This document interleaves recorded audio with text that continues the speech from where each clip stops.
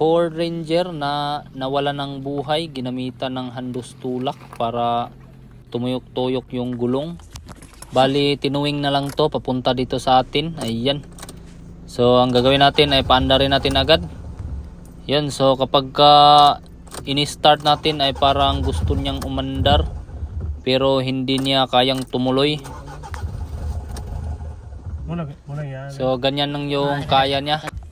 Dito naman tayo sa engine. Hanggang redondo na lang talaga siya.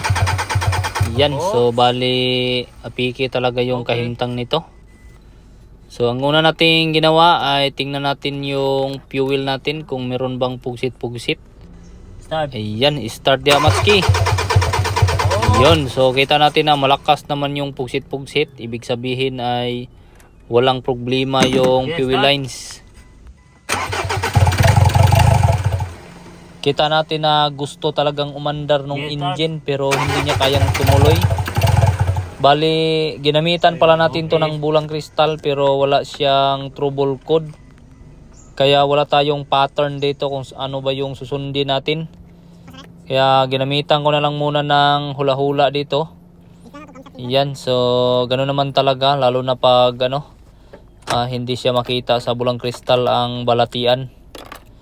Bali may tinanggal ako dito na bolt na 8, yung 8mm yung ulo. So yan, ginamitan ko ng lug nut dala ibot agad. So ano bang tinanggal natin? Ito. Camshaft sensor. So kita natin na medyo madumi na siya ng kunti. Lakaw sa dito Matski kay watay parts. Few minutes later. Pagkalipas ng ilang minuto lang at maraming araw ay ito na. So nakakuha na ng parts si Matski at inabrihan na agad. Bali brand new yung ipapalit natin dito, original. So yan, tingnan natin, meron pang tuldok-tuldok Siyempre, tumungtong-tungtong na naman si Matski dito. Pagkatapos ay pinaslak na yung bagong sensor natin. Sugo-sugoin na po diha Matski. Neutral ba yun? Sinugo-sugo lang muna ni Matski yung nanonood dito na customer. Ayan, start na agad. Ayun.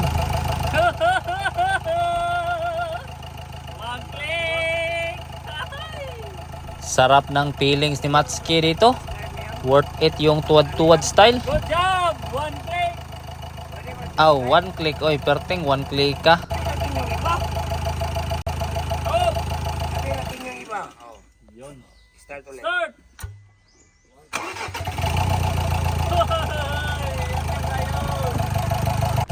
So bali ito yung sensor na pinalitan natin camshaft sensor. Pagkatapos ayan, so patayin lang muna natin.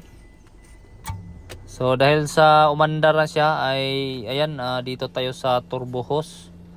Bali nakita ko dito na ayan, malutong na siya at nabiyak na nga talaga. Ibig sabihin ay singaw na to, kailangan natin tong palitan.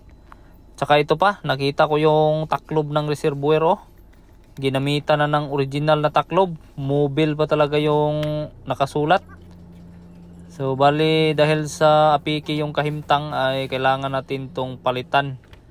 Yan, may bago tayong turbo hose dito. Pagkatapos yung pinaka-importante sa lahat, itong taklob na to, dahil sa posible tayo mag-overheat dahil sa taklob na nilagay nila.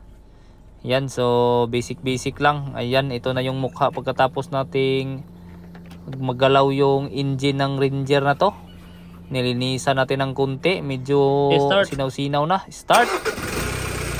RPM. So yan, kita natin yung andar ng engine na goods na. Tapos dito naman tayo, tingnan natin yung atubangan So tinanggalan nila yan ng bumper kasi tinuwing nila. Siyempre, ayusin din natin yung nakailaw na yan, yung EBS, para kumpleto talaga yung trabaho natin. Pass forward tayo. Boss, walang natirang nakailaw. Tudas. Para makasigurado na walang magic dito na ginawa, na legit talaga to, patayin muna natin. On natin yung ignition. Ayan umiilaw yung ABS. Ibig sabihin hindi iyan ginamitan ng magic, legit talaga yan. Yun. Tudas. So, malinis ang konsensya natin. Inubos natin yung mga nakailaw sa tamang paraan at tamang trabaho. Ngayon ay RPM na agad para lumaki-laki na naman yung libor natin. Hindi na natin pinakita yung pag-ayos ng EBS kasi hindi naman yun yung pinaka main point dito na tutorial. Tara na.